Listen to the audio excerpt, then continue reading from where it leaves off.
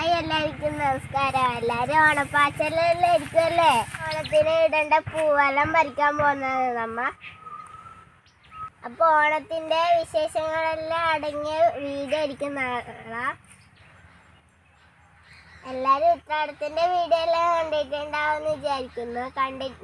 കാണാത്തവർ എൻ്റെ ചാനലിൽ പോയിട്ട് കാണുക. അപ്പോൾ വീഡിയോ കണ്ട് ഇഷ്ടപ്പെട്ടാൽ ലൈക്ക് ചെയ്യുക, ഷെയർ ചെയ്യുക, സബ്സ്ക്രൈബ് ചെയ്യുക, തൊട്ടപ്പുറമുള്ള ബെൽ ബട്ടൺ അടിച്ച് പൊട്ടിക്കണേ.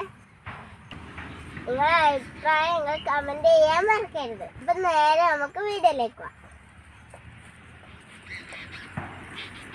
ചേച്ചി അമ്മ മുമ്പിൽ പോയില്ലാട്ടോ.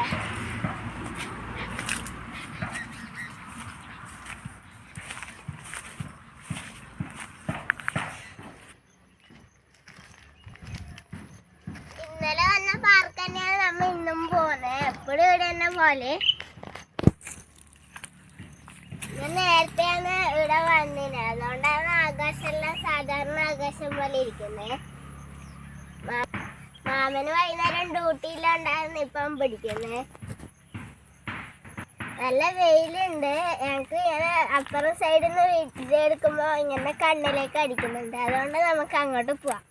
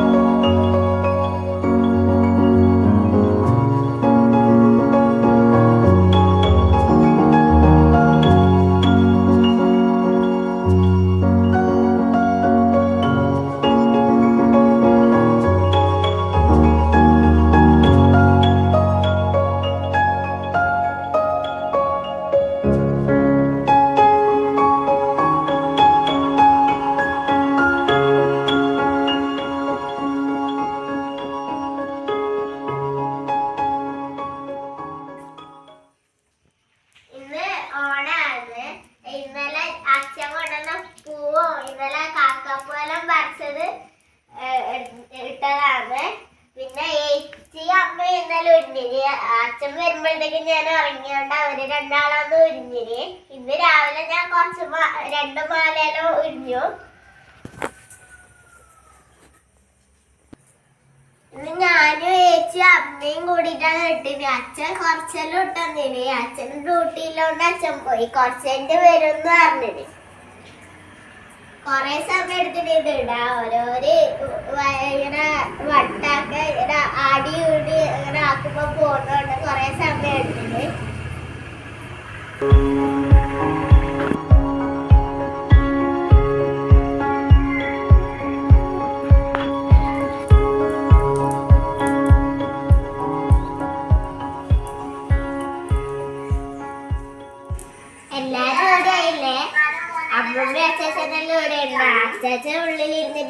ഇനി അടുത്ത വീഡിയോ ടിവിയിൽ കാണുന്നില്ലേ. അച്ഛനും അവര് ഡ്യൂട്ടി ഇടും. അവര് ഉച്ചക്ക് വരും ഭക്ഷണം കഴിക്കാൻ.